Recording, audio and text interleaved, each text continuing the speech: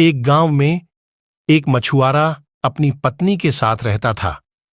वह अंधेरे में घर से नदी की ओर निकल जाता और वहां जाल डालकर दिन भर मछली पकड़ता था। शाम तक जितनी मछली पकड़ पाता उसे बेचकर प्राप्त पैसों से अपना घर चलाता था। आमदनी अधिक नहीं थी, क्योंकि कभी ढेर सारी मछलियां फंसती तो कभी बहुत ही कम। जैसे तैसे उसके दिन गुजर रहे थे। इस पर भी वह संतुष्ट था और सुख चैन से अपना जीवन बसर करने की कोशिश करता था।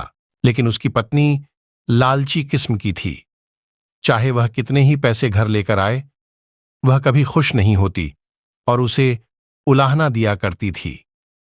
मछुआरा ज्यादा मेहनत कर अधिक से अधिक पैसे कमाकर उसे खुश करने की हर संभव कोशिश किया करता था, लेकिन कभी उसे खुश नहीं कर पाता था। एक सुबह जब मछुआरा उठा तो उसका शरीर बुखार से तप रहा था, लेकिन पत्नी के डर से वह जाल लेकर नदी चला गया। कुछ देर वह नदी में जाल डाले बैठा रहा, लेकिन एक भी मछली जाल में नहीं फंसी।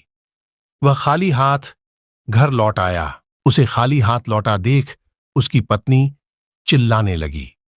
उसने उसे समझाने की कोशिश की कि आज उसकी तबीयत ठीक नहीं है, लेकिन वह नहीं मानी और मजबूरन मछुआरे को फिर से मछली पकड़ने जाना पड़ा। बुखार से तपता हुआ वह नदी में जाल डालकर बैठ गया। बहुत देर तक जाल डाले रहने के बाद भी एक भी मछली जाल में नहीं फंसी। वह निराश होकर लौटने का मन बनाने लगा कि तभी उसे जाल कुछ भारी सा प्रतीत हुआ।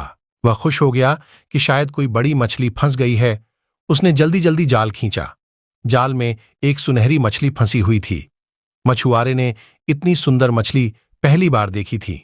वह उसे हाथ में लेकर निहारने लगा। तभी वह मछली बोल पड़ी, मछुआरे भाई, मैं इस नदी की रानी हूं। मुझ पर दया करो, मुझे छोड़ दो। तुम मुझे छोड़ दोगे तो मैं तुम्हारी हर इच्छा पूरी करूंगी। मछुआरे को मछली पर दया आ गई। उसने वापस नदी के पानी में छोड़ दिया और घर वापस आ गया। घर में पत्नी ने उसे फिर खाली हाथ लौटा देख उत्पात मचा दिया। मछुआरे ने उसे किसी तरह शांत कर सुनहरी जादुई मछली की बात बताई। सारी बात जानकर उसकी पत्नी भड़क गई। जब जादुई मछली हर इच्छा पूरी करने को तैयार थी तो तुमने कुछ मांगा क्यों नहीं? उसने जबरदस्ती मछुआरे को नदी पर भेजा और जादुई मछली से खाने पीने का सामान मांगकर लाने को कहा। मछुआरा नदी पर पहुंचा और किनारे खड़े होकर जोर से चिल्लाया, मछली रानी, बाहर तो आओ, मेरी एक विनती सुन लो। कुछ ही देर में नदी के पानी में हलचल हुई और सुनहरी जादुई मछली पानी के ऊपर आ गई। क्या बात है मछुआरे भाई, मुझे क्यों बुलाया? मछली बोली, मछली रानी, आज घर पर खाने का कुछ सामान नहीं है। मैं और मेरी पत्नी दोनों भूखे हैं।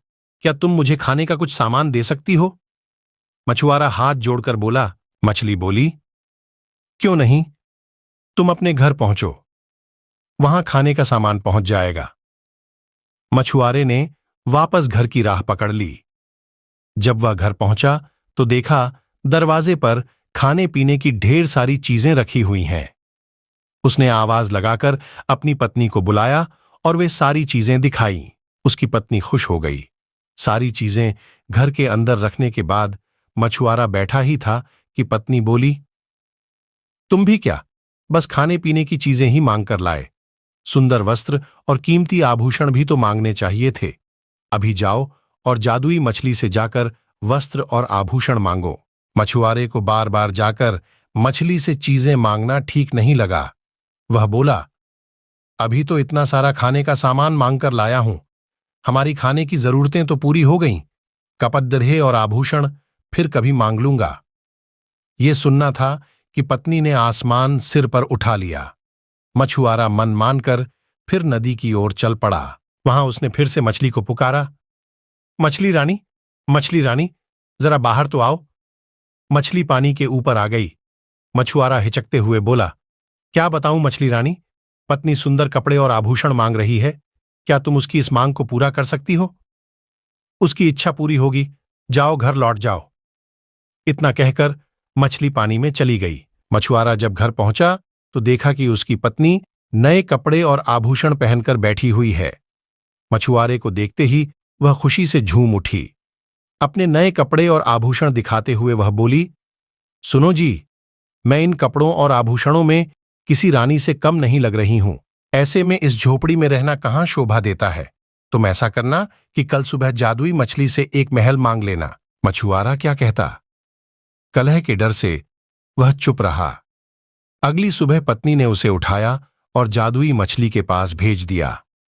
नदी के किनारे खड़े होकर मछुआरे ने फिर से मछली को बुलाया, मछली रानी, मछली रानी, जरा बाहर तो आओ। जादुई मछली पानी के ऊपर आई तो मछुआरा बोला, मछली रानी, मेरी पत्नी ने पूरा जीवन गरीबी में व्यतीत किया है। वर्षों से झोपड़ी में रहते रहते उसने बहुत दुख झेले हैं। क्या तुम उसके रहने के लिए एक महल बना सकती हो? उसकी ये इच्छा भी पूरी होगी।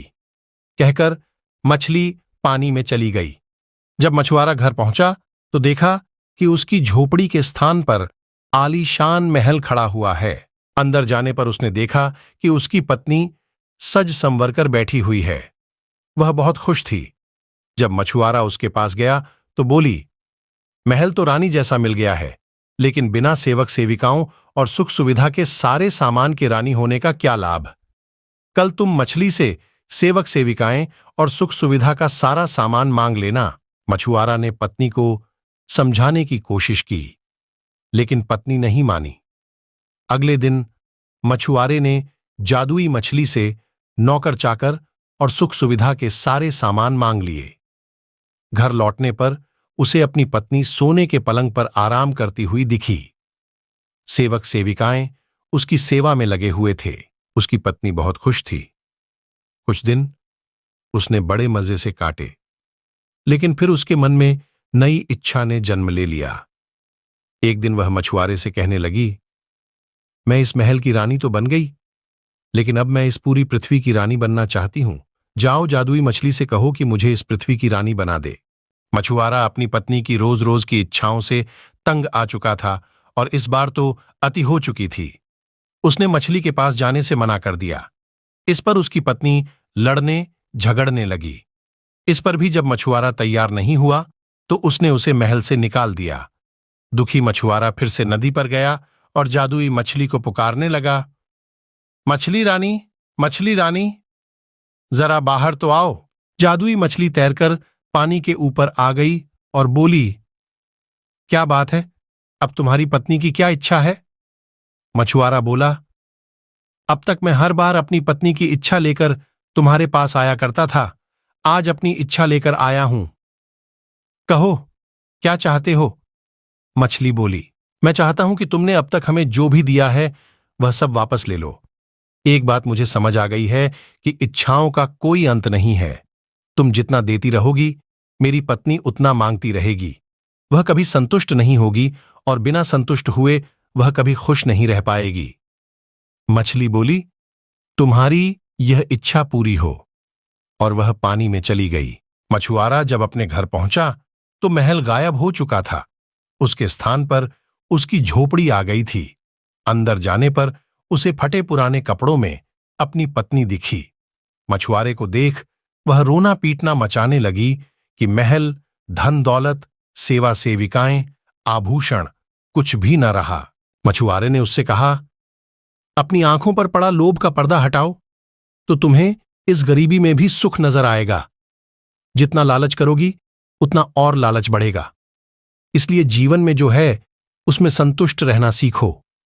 मैं अपनी मेहनत से जो भी रुखी सूखी लाऊं उसमें खुश रहने को तैयार हो तो मेरे साथ रहो, नहीं तो मैं जाल लेकर जा रहा हूं।